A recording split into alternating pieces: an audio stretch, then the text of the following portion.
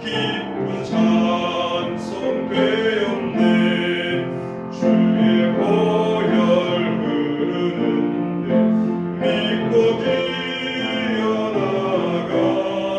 주의 은혜 내가 입어 깨끗하게 되었네.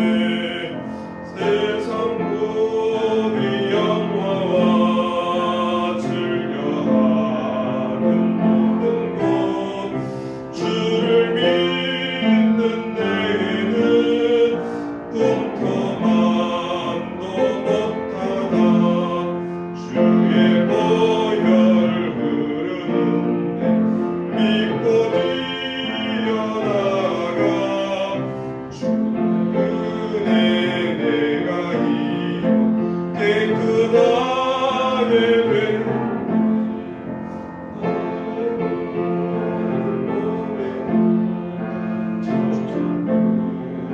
사였네. 나의 평생 자랑 주의 십자가로다. 주의 보혈 흐르는데 믿고 뛰어나가. 주의 은혜 내가 깨끗하게 되었네.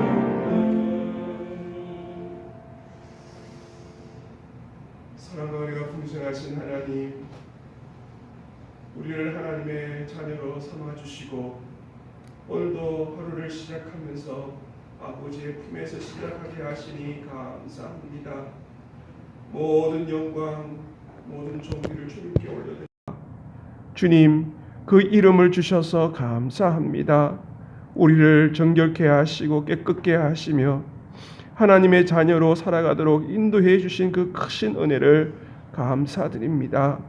오늘도 우리 안에 있는 두려움과 염려, 불안도 있습니다.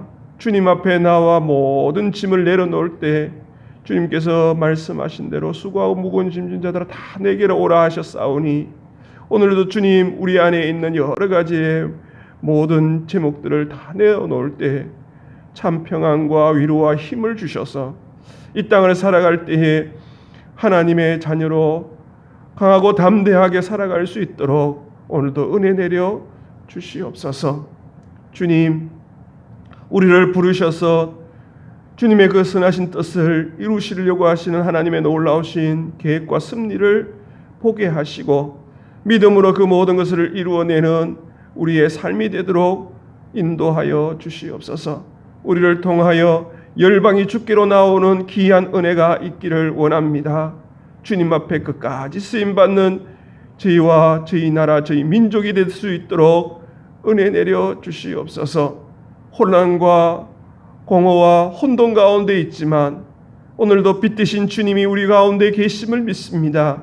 오늘도 말씀하여 주시고 성령께서 우리를 충만케 하여 주시옵소서. 사랑하는 성도들, 함께 모여 예배드리며 함께 주님의 귀한 일들을 감당할 수 없는 이러한 상황 속에서도 늘 깨어있게 하여 주시고 말씀을 채우며 은혜를 채우며 주님으로 우리를 충만케 해 주시옵소서. 성령 충만한 삶을 통하여 우리의 삶을 통하여 하나님의 영광 되는 하나님께 영광 올리는 귀한 삶이 되도록 도와주시옵소서.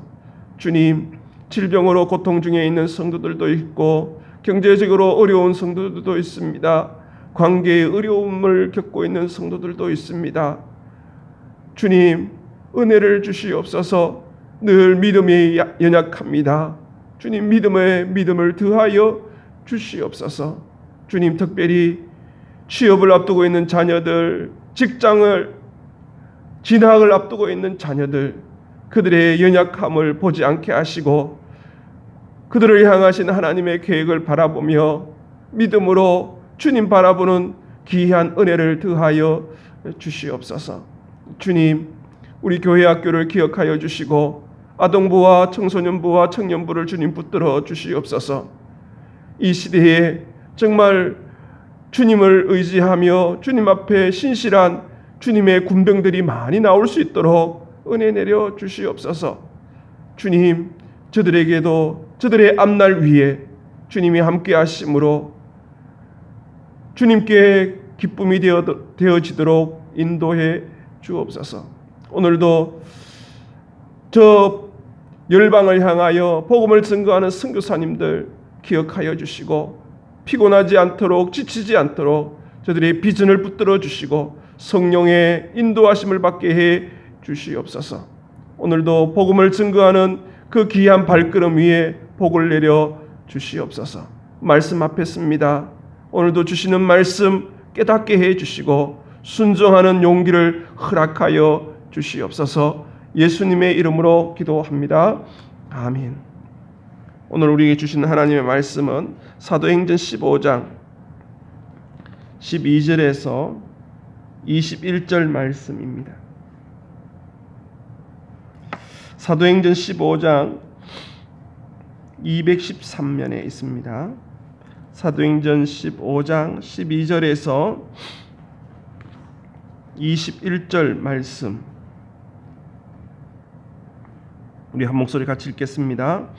온 무리가 가만히 있어 바나바와 바울이 하나님께서 자기들로 말미암아 이방인 중에서 행하신 표적과 기사에 관하여 말하는 것을 듣더니 말을 마침에 야고보가 대답하여 이르되 형제들아 내 말을 들으라. 하나님이 처음으로 이방인 중에서 자기 이름을 위할 백성을 취하시려고 그들을 돌보신 것을 시몬이 말하였으니 선지자의 말씀이 이와 일치하도다. 기록된 바 이후에 내가 돌아와서 다윗의 무너진 장막을 다시 지으며 또 그 허물어진 것을 다시 지어 일으키리니 이는 그 남은 사람들과 내 이름으로 일컬음을 받는 모든 이방인들로 주를 찾게 하려 함이라 하셨으니 즉 예로부터 이것을 알게 하시는 주의 말씀이라 함과 같으니라. 그러므로 내 의견에는 이방인 중에서 하나님께로 돌아오는 자들을 괴롭게 하지 말고 다만 우상의 더러운 것과 음행과 목매기 죽인 것과 피를 멀리하라고 편지하는 것이 옳으니 이는 예로부터 각성에서 모세를 전하는 자가 있어 안식일마다 회당에서 그 글을 읽음이라 하더라. 아멘. 할렐루야. 오늘도 하나님의 예배하신 은혜와 축복이 우리 가운데 충만하기를 원합니다. 온라인으로 예배드리신 우리 성도들의 그 자리 위에도 동일한 은혜가 있기를 간절히 원합니다. 초대교회는 이 초대교회가 시작하면서 큰 위기가 두 곳에 생깁니다. 큰 위기가 두 번 생기는데 첫 번째가 뭐냐 하면 6장에 나오는 헬라파 그 과부에 대해서 구제의 불평등함을 또 토로하면서 생기는 문제가 되었습니다. 그 헬라파 과부, 히브리파 과부가 이렇게 나오는데 이 헬라파 유대인과 히브리파 유대인은 역사적으로 그 북이스라엘이 멸망하고 또 남유다가 멸망함으로 통해서 벌어지는 일이었습니다. BC 721년에 북이스라엘이 아수르를 통해서 멸망되어지고 586년에 바벨론을 통해서 유다가 멸망되어질 때 많은 유대인들이 흩어졌어요. 디아스포라가 생겼어요. 그러니까 유대 땅에 머물지 못하고 흩어졌던 사람들을 뭐라고 그러냐면 이 헬라파 유대인이라고 그럽니다. 그리고 그렇게 흩어지고 또 포로로 끌려가고 그 외에 그 남아 있었던 사람들을 뭐라고 하냐면 히브리파 유대인들이라고 얘기합니다. 이 히브리파 유대인들에게는 그런 자긍심이 있습니다. 자부심이 있습니다. 우리는 그래도 나라가 망했지만 이 땅에서 남아서 믿음을 지키고 그래도 성전을 이렇게 하려고 했었다 하는 어떤 그런 자부심과 자긍심이 있었던 것이죠. 그런데 이렇게 초대교회가 시작되어지면서 히브리파 유대인들이 대부분입니다. 대다수인 것이죠. 그러다 보니까 이 헬라파에 있는 이 과부들에게 구제하는 것이 소홀해지는 그런 현상이 벌어진 것이죠. 그럴 때 사도들이 자신들은 기도와 말씀에 전무하겠다 하고 이 구제하는 일들은 7 집사를 세워서 믿음과 성령이 충만한 사람들을 세워서 맡깁니다. 그런데 참 놀라운 것은요, 이 하나님이 하시는 일인데 이렇게 대다수가 히브리파 유대인들이면 사람을 이렇게 투표하고 세우면 히브리파 사람들이 많아야 되는데 7 집사들이 대부분이 헬라파 유대인들입니다. 그래서 스데반도 그랬고 빌립도 그랬고 이 이방인들에 대한 문화와 환경을 잘 이해를 하니까 그들에게 복음을 전가하는 사람들이 다 대부분 그렇게 되는 것이죠. 하나님은 그 히브리파 유대인들이 가지고 있는 그 습관, 관습, 편견, 이것을 고정관념이 복음을 이방인에게 복음을 증거하고자 하는 하나님의 그 계획에 걸림돌이 되니까 이렇게 하나님은 이러한 구제 사건을 통해서 헬라파 유대인들 중에 7 집사들을 다 세우시게 된 것이죠. 그렇게 세우시고 그렇게 복음을 증거하게 되는 것이죠.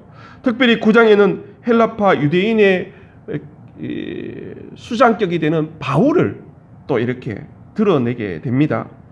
그 바울을 부르시고 사울을 부르시고 또 히브리파 유대인들의 대표가 되는 이 베드로에게 환상을 보여주시면서 이 고넬료의 사건들을 또 경험하게 됩니다. 할례를 받았거나 또 율법을 지키지 않았지만 그 속에 말씀을 전할 때 성령이 임하고 표적이 일어나는 것들을 보게 해 주시는 것이죠.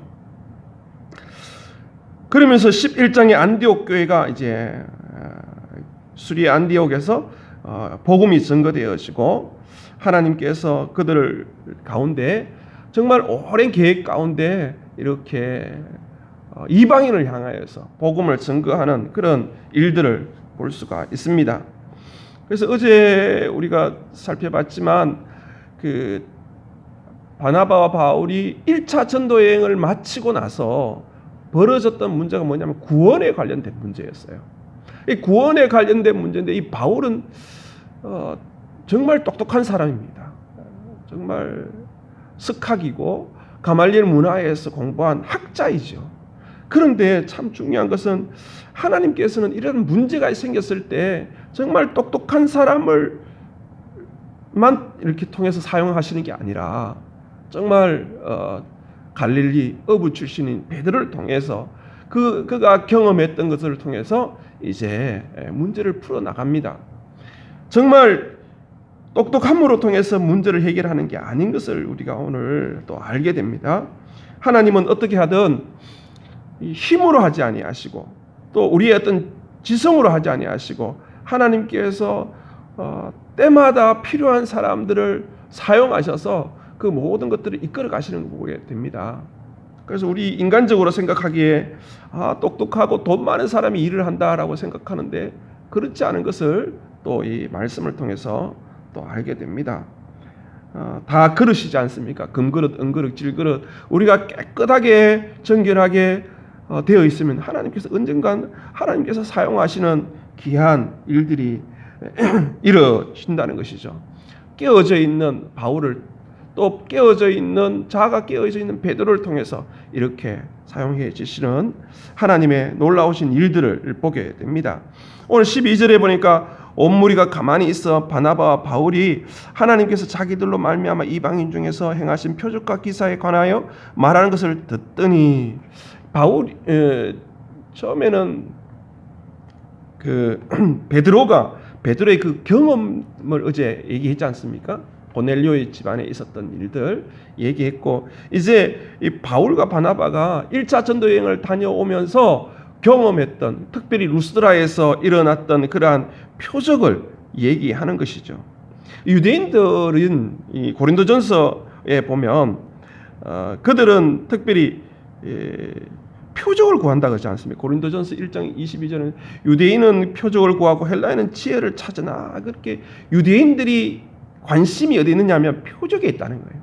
그래서 그 표적을 바울이 알고 얘기를 하는 거예요. 루스드라에 있었던 그런 표적을 얘기하면서 그들이 할례도 모르고 율법도 전혀 모르는 그런 상황 속에서 복음을 전했더니 성령이 임하고 표적과 기사가 임했다. 이렇게 구원의 역사가 일어났다라고 얘기하는 것이죠. 그러고 나서 이제 그 예루살렘 교회의 담임 목사가 누구냐면 야고보입니다. 야고보. 이 야고보는 예수님의 동생입니다. 사도 야고보는 순교를 했습니다. 먼저 죽었습니다. 그리고 이 야고보가 예수님의 동생인 이 야고보가 야고보서를 쓰죠. 그래서 이 야고보가 하는 말입니다. 지금 예루살렘 교회에서는 지금 그 구원의 이방인의 구원 또 구원론에 대해서 이제 이런 갑론을박을 하면서 막 회의를 하고 있는데 이제 베드로가 얘기하고 바울이 얘기하고 이제 그 담임 목사님이신 이제 야고보가 이제 정리를 합니다. 그러면서 13절에 보니까 말을 마치며 야고보가 대답하여 이르되 형제들이 내 말을 들으라. 그러면서 16절에서 17절에 있는 말씀이 핵심입니다. 그게 뭐냐 하면 지금 베드로가 이렇게 얘기한 거, 시몬이 이렇게 얘기한 것들은 성경에 나오는 것이다. 예전에 아모스 선지자를 통해서 말씀하신 것이다. 하나님께서 말씀하신 말씀이 이렇다라고 얘기하면서 아모스 9장 11절에서 12절의 말씀을 그대로 인용하면서 이렇게 나옵니다. 그래서 이제 그 다윗의 무너진 장막 얘기하면서 허물어진 것을 다시 다 지어 일으키리니 그 남은 사람들은 누굽니까? 이 유대인들을 말하는 것이죠. 내 이름으로 일컬음 받는 모든 이방인들로 주를 찾게 하려 함이라. 유대인뿐만 아니라 그 이방인들까지도 다 이렇게 돌아오게 된다는 그 얘기를 하면서 말씀을 중심으로 해서 정리를 하게 됩니다. 교회를 세우신 것이 유대인뿐만 아니라 이방인도 이렇게 위에서 세웠다라고 얘기하는 것이죠. 18절에 보니까 즉 예로부터 이것을 알게 하시는 주의 말씀이라 함과 같으니라. 이렇게 서로의 의견을 얘기를 쭉 이렇게 하면서 하나님의 말씀을 딱 정리를 하는 것을 보면서 야, 이 교회에서 일어나는 모든 회의는 참 이게 참 중요하겠구나 하는 것을 깨닫게 됩니다. 자기 주장 얘기할 수 있죠. 내 생각 얘기할 수 있습니다. 그런데 더 중요한 것은 무엇입니까? 내 주장보다 내 생각보다 하나님 말씀 앞에 그 모든 걸 내려놓는 것이 더 중요하다는 것이죠.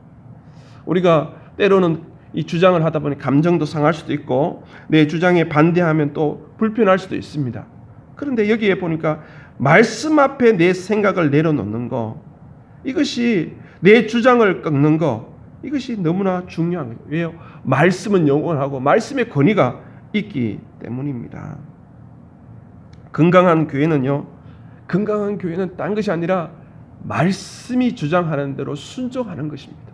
오늘도 우리에게 말씀이 주어집니다. 그 말씀이 오늘 우리의 삶 속에 잘 적용하고 또 내 생각과 내 주장과 다르다 할지라도 말씀이 주어질 때 그것을 이렇게 내려놓는, 그게 바로 십자가의 길이지 않습니까? 내 뜻이 아니라 아버지의 뜻을 따라서 순종하는 믿음의 성도들이 다 되시기를 주의 이름으로 축원합니다. 19절에 보니까 그러므로 내 의견에는 이방인 중에서 하나님께 돌아오는 자들을 괴롭게 하지 말고, 여기 괴롭게 하지 말라는 게 그 원어에 보니까 현재 명령이에요. 현재형이에요. 현재형 그 부정사로 되는 현재형은 뭐냐하면 반복하고 지속적으로 하는 걸 말하는 거예요. 그러니까 이러한 문제를 통해서 할례나 이 율법의 문제를 통해서 하나님께로 돌아오는 자들을 지속적으로 반복해서 습관적으로 괴롭히지 말라고 야고보가 이렇게 정리를 하게 됩니다.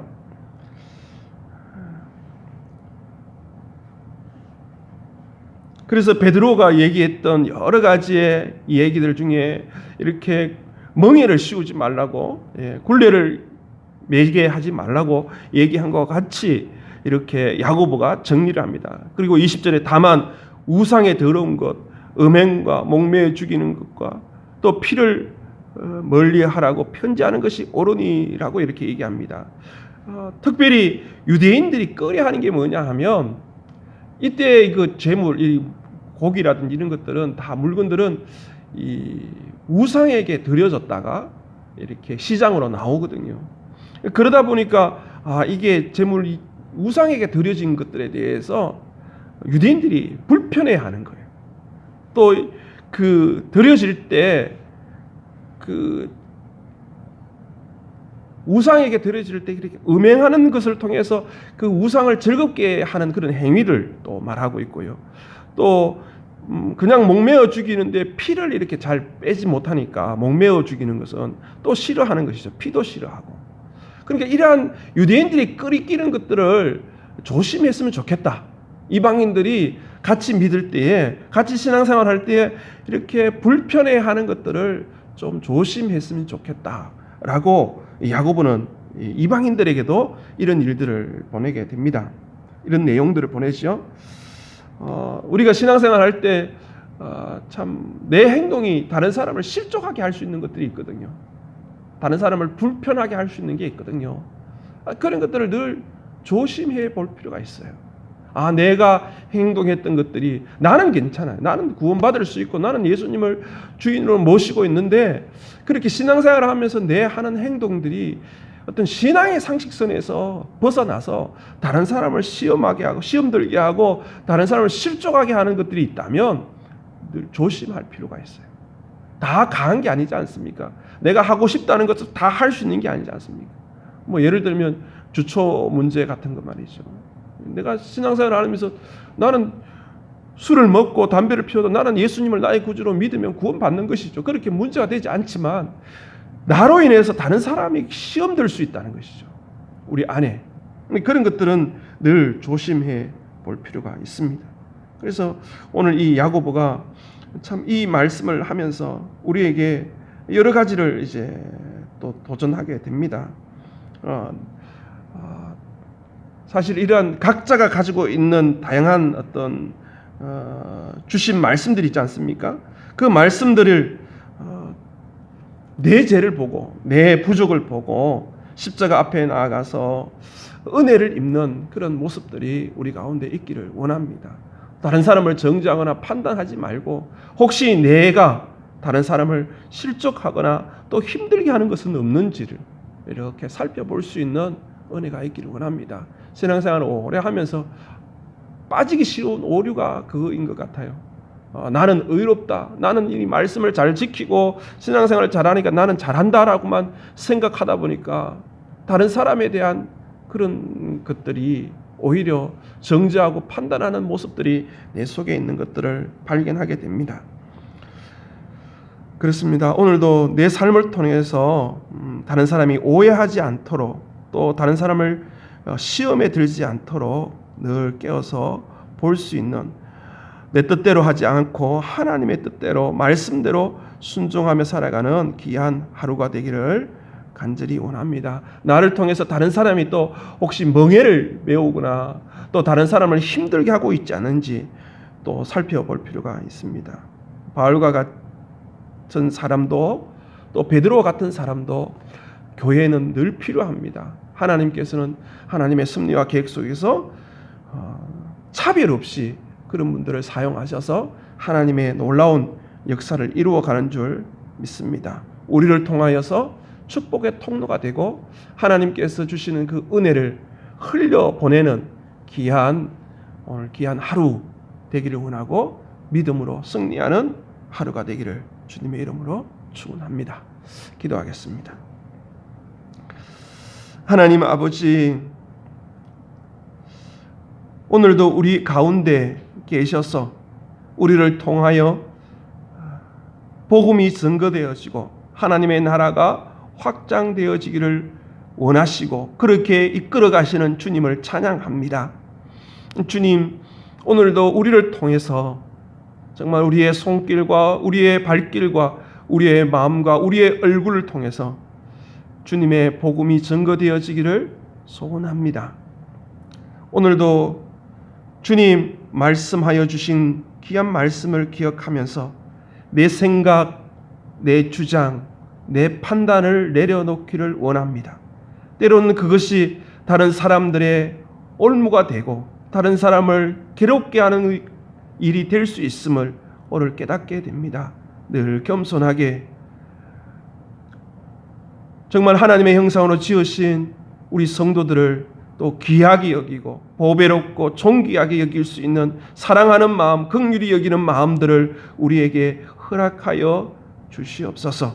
오늘도 주님 인도해 주시고 믿음으로 끝까지 살아가는 귀한 하루 되게 해 주시옵소서. 주님 앞에 쓰임받기를 원합니다. 우리를 통하여 복음의 통로, 축복의 통로, 은혜의 통로가 되기를 원합니다. 우리를 통하여 열방이 주께로 나오는 귀한 은혜가 있게 해 주시옵소서. 예수님의 이름으로 기도합니다. 아멘. 하늘에 계신 우리 아버지의 이름을 거룩하게 하심, 아버지의 나라가 오게 하심, 아버지의 뜻이 하늘에서와 같이 땅에서도 이루어지게 하소서. 오늘 우리에게 일용할 양식을 주시고 우리가 우리에게 잘못한 사람을 용서하여 준 것 같이 우리 죄를 용서하여 주시고 우리를 시험에 빠지지 않게 하시고 악에서 구하소서. 나라와 권능과 영광이 영원히 아버지의 것입니다. 아멘.